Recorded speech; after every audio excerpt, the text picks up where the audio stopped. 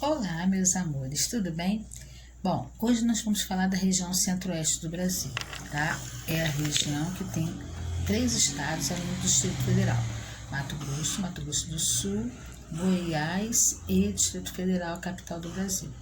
É uma região que ela faz limites com todas as outras regiões brasileiras. Não sei porque que meu computador está...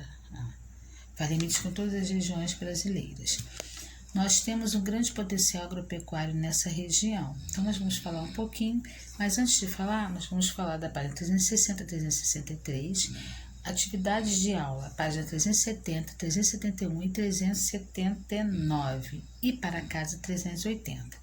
Às 11 horas eu vou fazer uma chamada no Zoom. Por que esse horário? Porque antes desse horário eu tenho notado que alguns alunos não entram, demoram a entrar e fica poucas crianças.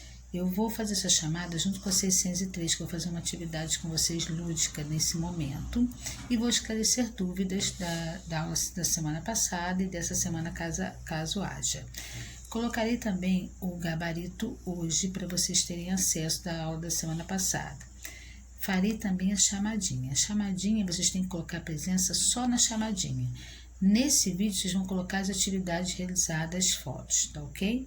Então, a partir das 11 horas, eu vou fazer essa chamada no Zoom e nós vamos esclarecer algumas dúvidas que vêm acontecendo, e também vou falar como vamos trabalhar nesse terceiro bimestre, que eu falei para alguns alunos, mas eu espero que mais alunos estejam lá, porque não adianta a gente falar para poucos, ou até mesmo colocar lá na plataforma e vocês não verem, né? Ou verem passar desapercebido. Então, eu vou poder esclarecer pessoalmente. Bom, a região centro-oeste é uma região importante para o Brasil, porque tem a capital do Brasil, né? Onde fica o Distrito Federal, capital sede da nossa nação. Ela corresponde a apenas 20% do território brasileiro, território nacional. É uma região que nós temos também o Pantanal Mato Grossense, que é a maior planície alagada do planeta, tá? Planície sedimentar alagada. Então, nós temos aí 4 estados: Mato Grosso do Sul, Goiás e Distrito Federal. A atividade mais importante é a agropecuária, né? Ela trata de uma região menos populosa, tá? Do país. A expansão de fronteira agrícola e o crescimento da produção agropecuária tem atraído migrações de pessoas de outros lugares do Brasil. Ela também faz limite com outros países, tá?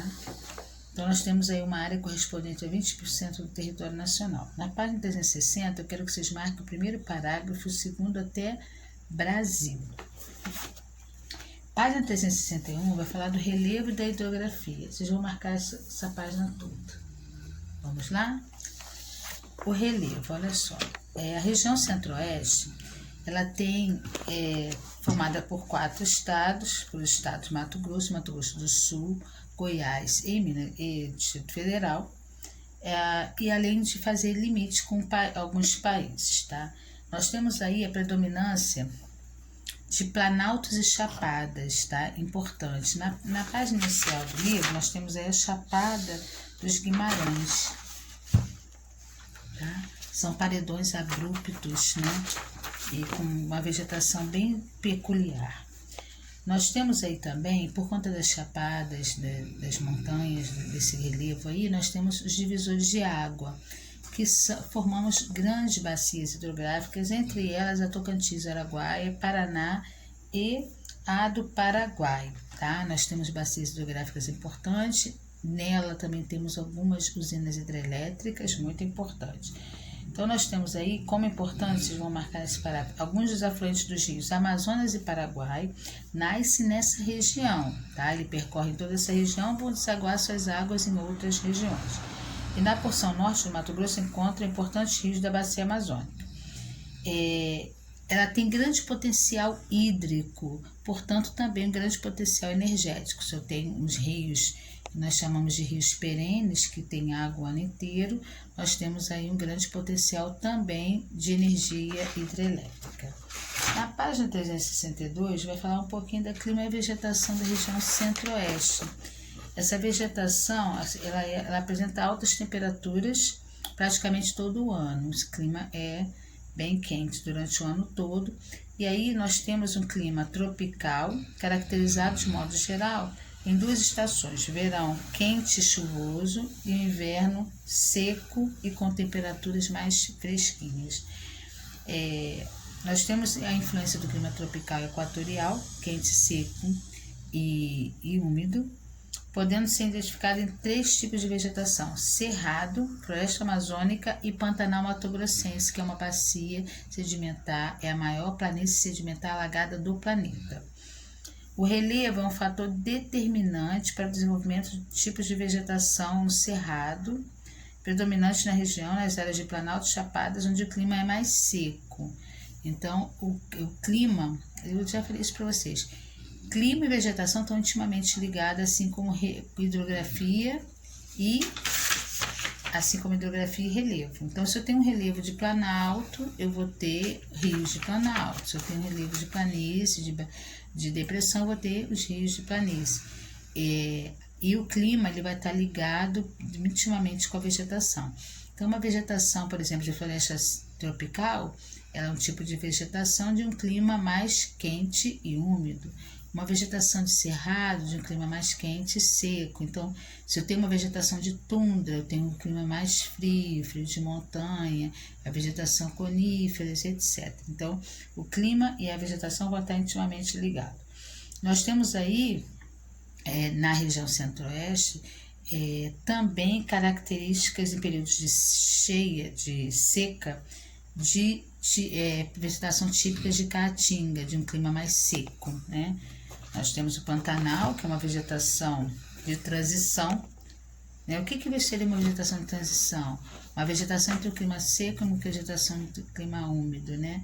A vegetação ela é alagada, então é uma vegetação de transição. O Pantanal é a maior planície sedimentar inundável do planeta. Possui uma grande biodiversidade de recursos energéticos, animais e vegetais, ecossistemas e unidades de paisagem. O que acontece com o Pantanal? O Pantanal nem sempre está alagado assim, cheio, né? Assim, tem momentos no ano que ele fica com nível de água mais baixo, e é onde a gente consegue ver alguns animais que a gente chama de balcões de areia, que ficam no meio do Pantanal, né? Mas é a maior planície alagada do planeta. Nós temos aí, ela compreende, tem uma parte que fala interessante, quer ver? A altimetria varia de 80 a 150 metros na planície para mais de 250 metros nos planaltos. Os picos isolados de 1000 metros, sudoeste, a região centro-oeste, ela tem tanto a parte de planalto muito elevada, quanto a parte de planície sedimentar bem rebaixada. Ela é bem diversificada nessa questão do relevo e da vegetação. Então, nós temos aí uma grande quantidade de espécies de animais e vegetais nessa planície alagada, no Pantanal mato-grossense, tá? Fica no estado do Mato Grosso do Sul. Na página 366, tá? Cadê na página? Vamos lá. Na página 379, nós temos aqui um exercício para aula, que fala assim: agora descreva 3 características de vegetação predominantes no estado onde você mora. Vocês vão fazer ainda hoje. Vocês podem fazer pesquisa na internet, mas vão colocar aqui a resposta no livro. A fotografia a seguir mostra uma área da floresta tropical, também conhecida como Mata Atlântica. De acordo com a observação da imagem e com o que foi estudado na página 334, escreva em seu caderno um pequeno texto sobre a atual situação da vegetação no Brasil. Como está a vegetação no Brasil? Ela estava como na época alguns anos atrás, houve uma devastação, houve uma retirada dessa vegetação nativa para uma vegetação secundária.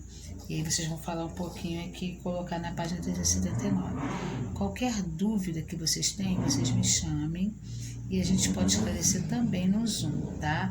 Eu estarei disponível de 8 a 1 da tarde e a gente pode tirar essas dúvidas, porque a gente pode aparecer algumas dúvidas. Na página 380, a gente vai fazer em casa. Nós temos 3 páginas para aula, 370, 71 e 79, e 380 para casa. Tá? Fiquem com Deus e até daqui a pouco.